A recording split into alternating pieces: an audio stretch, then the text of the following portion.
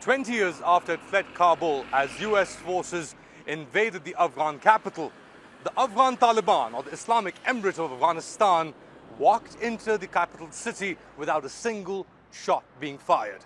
The pace at which the Ghani government collapsed shocked not only Afghans, but also the Taliban. Is the group ready to govern after 20 years of fighting?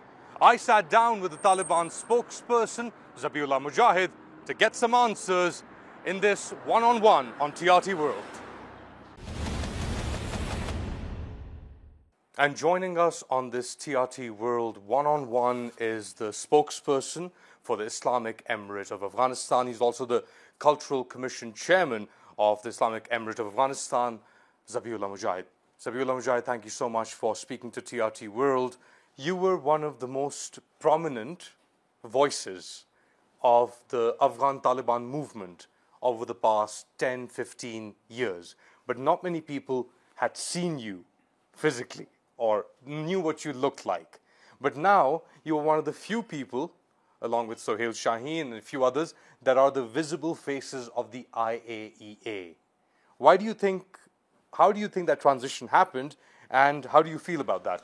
بله دا خو موږ مخکې ځان سره فرض کړی وس یو ورځ به موږ د رسنیو په مخ باندې راځو که ژوندي وو ځکه موږ د جګړې په حال کې وو موږ تمه نه درلوده چې د انقلاب تر پایه به موږ ژوندي پاتې شو ځکه زه به ډېر خطرناکو حالاتو کې وم ما سره ټلیفون و له پاسه امریکایي طیارې ګرځېدې او د بمبار خطر و بار بار زه له خطرونو سره مخ سوی هم یم نو موږ فکر نه کوو چې تر پایه به دا انقلاب تر اخره به زه ژوندی یم خو یو څه په دې باندې باوري هم چې انقلاب به موږ سرته رسو دغه روان جهاد به بریالی کیږي او موږ به داسې ورځ لرو چې کابل او ټول هیواد به له اشغالګرو نه پاک سوی وي او افغانستان به د افغانانو خپل ملکیت وي دې باندې موږ باوري وو خو زه په خپل ځان باندې دا باور ما نه درلود چې زه به د جګړې تر پایه ژوندی پاتې کېږم داسې اوس پاتې سوی یم شکر باسم د الله تعالی جل جلاله نه اگر چې شهادت هم ډېر لوړ مرتبه ده موږ په تمه ورته امید مو خو الله نه تمه کوو چې دا امید مې وخت پوره کړي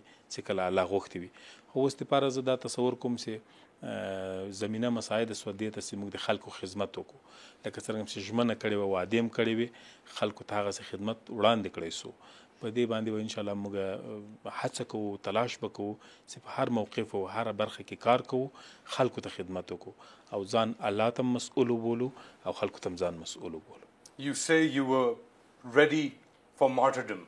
You were ready to give your life. Were you ready to be sitting here with the Americans going? Did you ever anticipate that? ما خو وویل چې ما ګمان کوه ترې وخته به ممکن مشکلات سره مخ شو زه به شهید سم ممکن اول ګمان مې دغه و داسې حالت موږ نه و فرض کړی چې زه به د انقلاب تر اخره پورې ژوندی یم او راوځم ځکه ما مخکې وویل چې زه په ډېر خطرناکو حالاتو کې وم ما یو ساعت هم نه سوی کوی ټلیفون بند کړم او ټلیفون ډېر اسانه کشف کېږي امریکایانو دقت سره کشف کاوه بمبارۍ یې کولې خلک یې نیول نو په داسې حالاتو کې طبیعي ده چې ما خپل ځان فرض کړی و چې زه به شهید کېږم هغه حال هم ما دپاره مطلوب حال و زه ویرېدم نه ما ارمان درلود چې زه شهید سم او د نورو شهیدانو په جمله کې شامل سم او داسې الله پاک جل جلاله وغوښتل دې وخته پورې ژوندي پاتې کړو دا هم یو نعمت ته کېدی چې الله جل جلاله موږ ښه خدمت واخلي او بیا امید لرو چې دغسې یو مرتبه ورسېږي چې موږ شهادت مرتبه هم راکړي The Americans were hunting you because they said you were terrorists, they said you were killers, murderers, savages, anything that they could use to vilify you, they used. But now they've had to negotiate with you and you are here and they're leaving.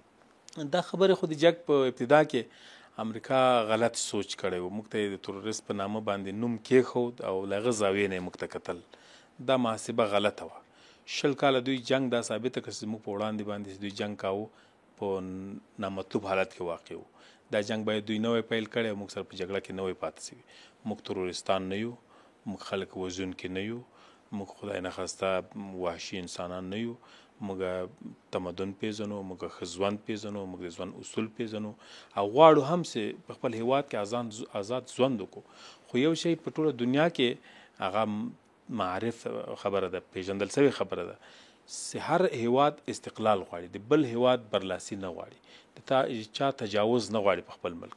داسې امریکانو په موږ باندې تجاوز وکړ، موږ له امریکې سره په جګړه کې واقع شو. دا نو بیا د جګړې پروپاګاندا چې څوک موږ ته تروریست وایي، قاتل وایي.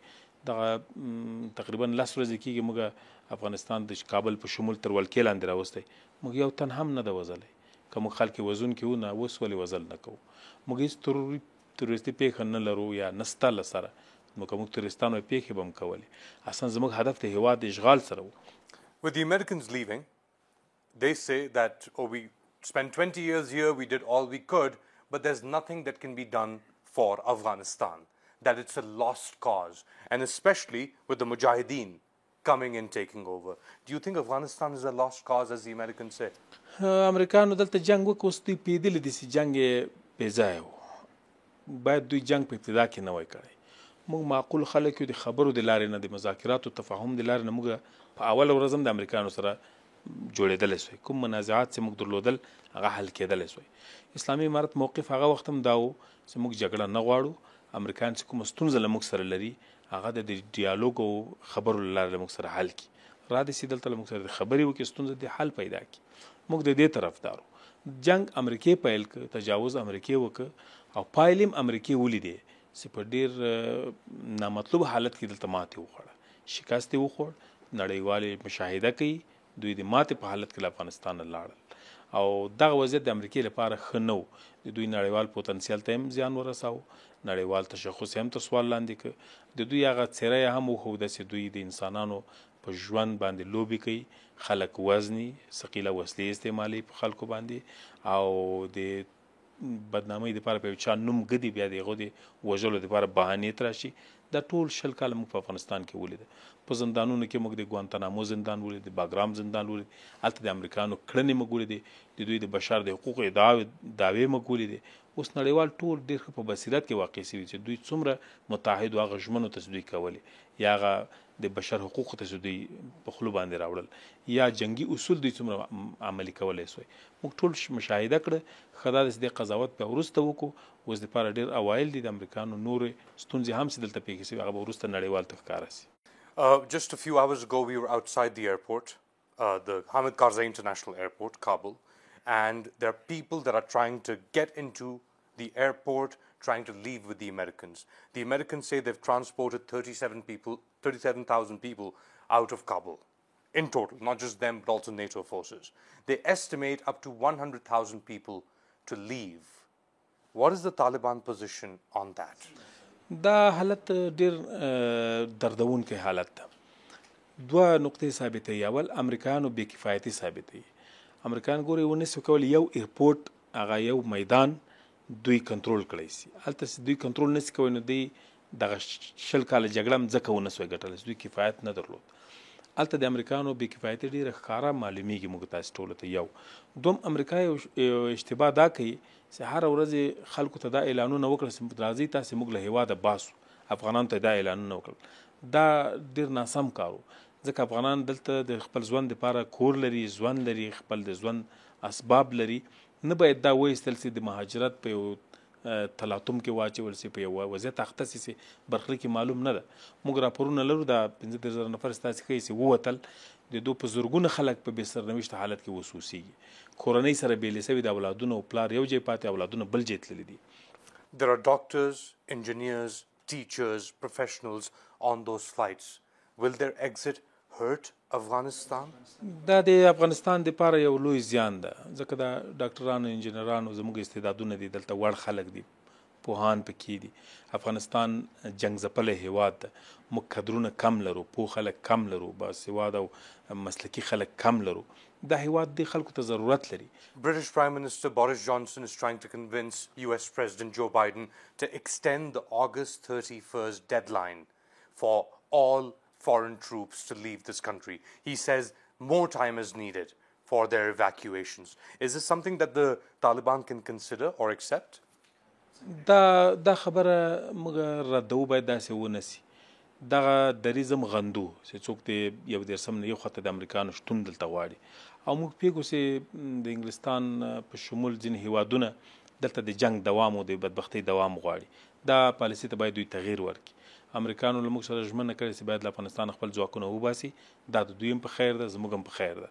افغانان خپل ژوند ته پرېږدي، د ځواکونو د غځولو د وخت غځولو لپاره هیڅ بهانه نه ده پاتې.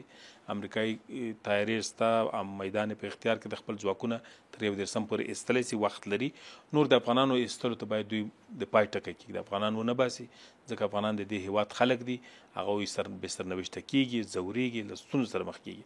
او دا دریځ د برټانیې څخه ښکاره کوي. دا هم یو نوع د انساني حقوقو خلاف دریځ ده او د جنگ طلبۍ دریځ ده. که دلته هغوی پاتې کېږي، او زه فکر کوم برټانیه په لوی لاس غواړي امریکا په جنگ کې ښکېله کړي، امریکا لا هم بدنامه کړي، امریکا لا هم د ناکامۍ سره مخ کړي.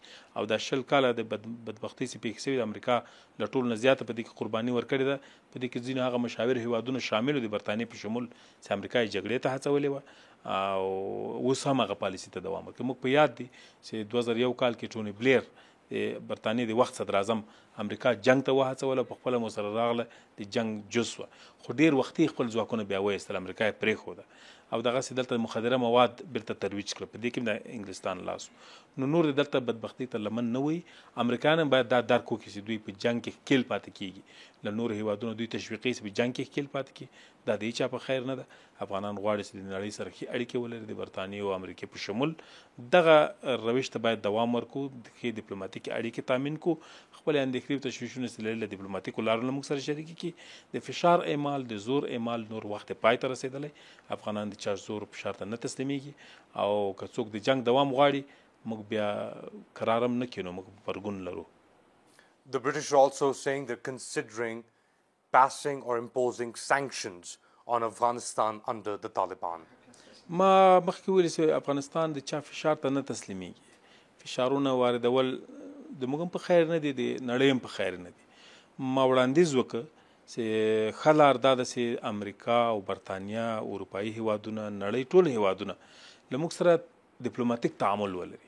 ډیپلوماتیک تعامل هغه چینل او هغه لار ده چې یو له بله منطق او دریځ سره شریکولی سو، یو د بل په خبره پوهېدلی سو، د جنگ جای خبرې نیسي. دا د ټولو په خیر ده.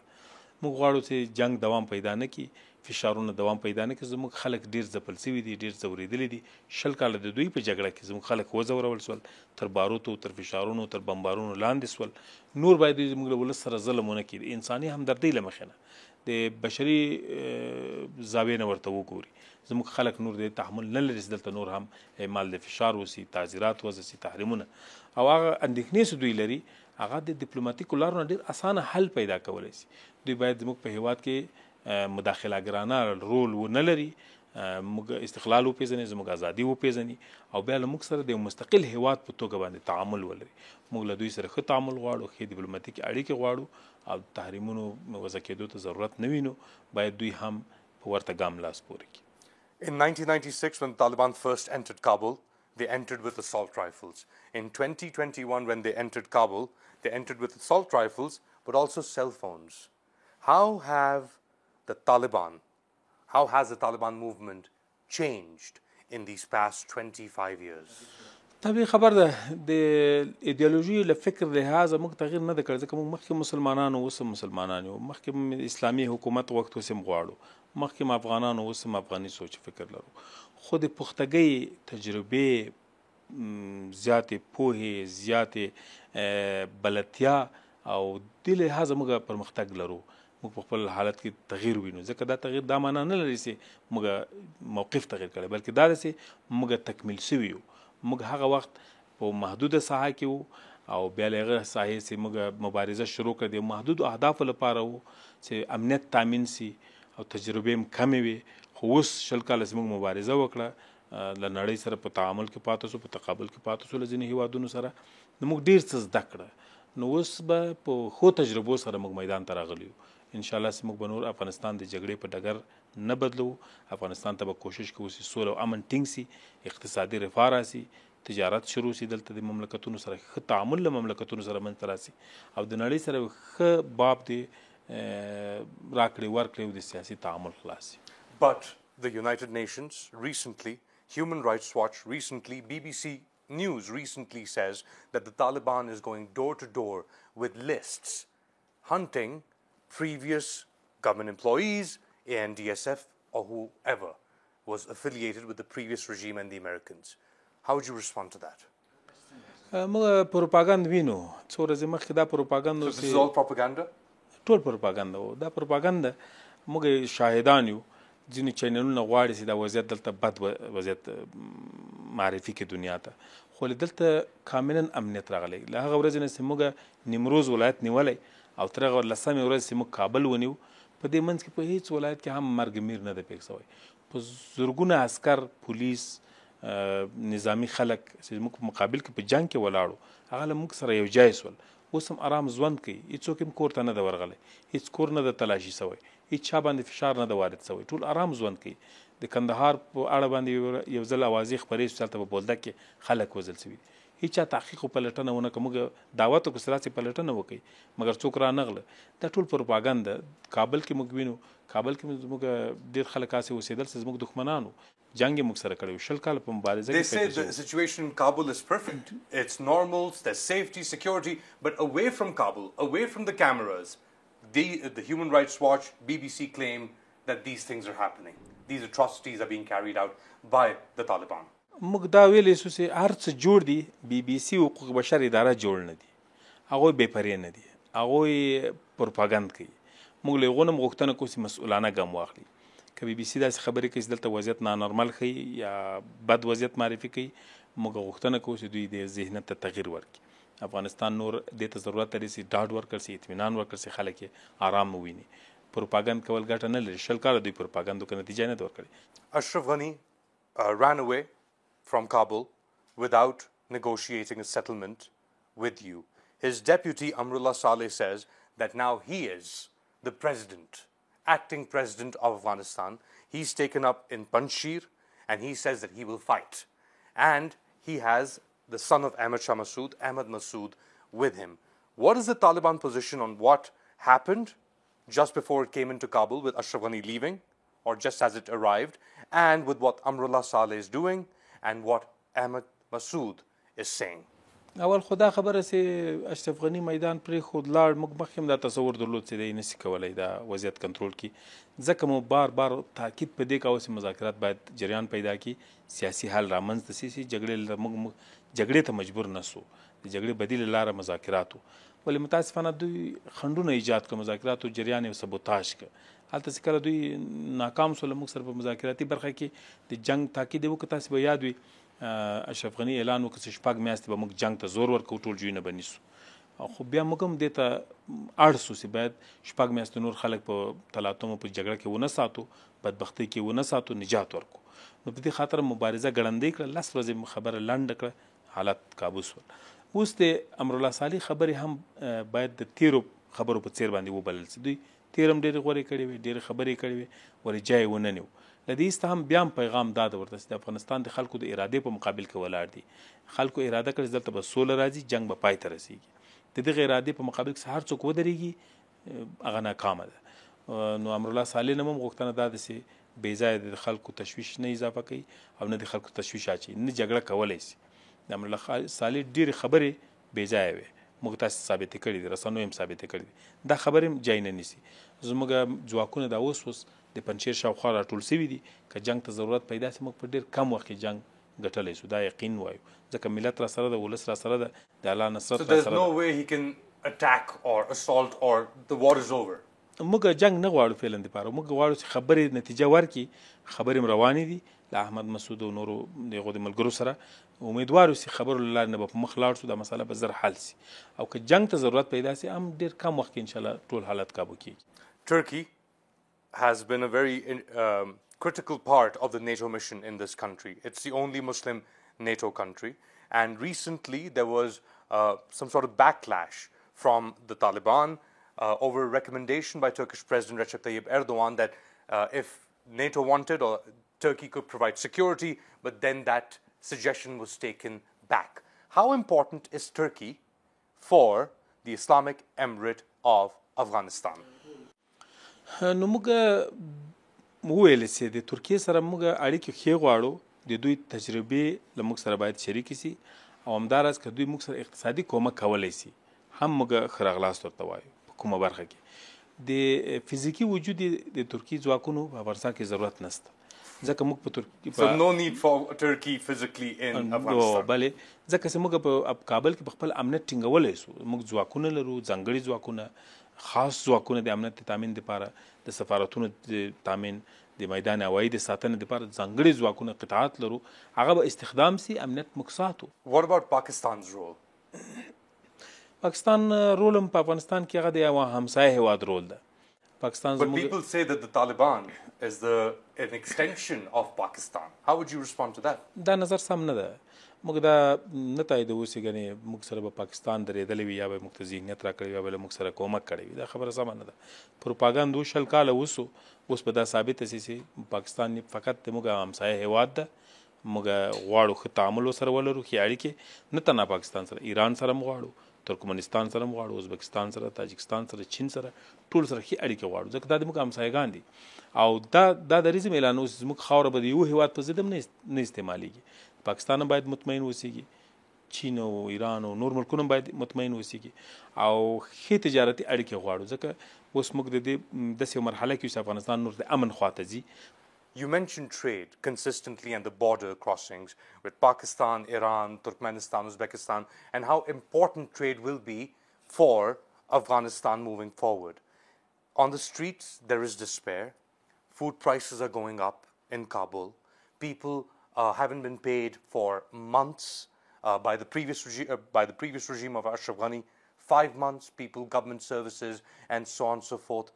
What can you tell the common man in Afghanistan, regardless of ethnic background, of an assurance that you can give them that things will be okay?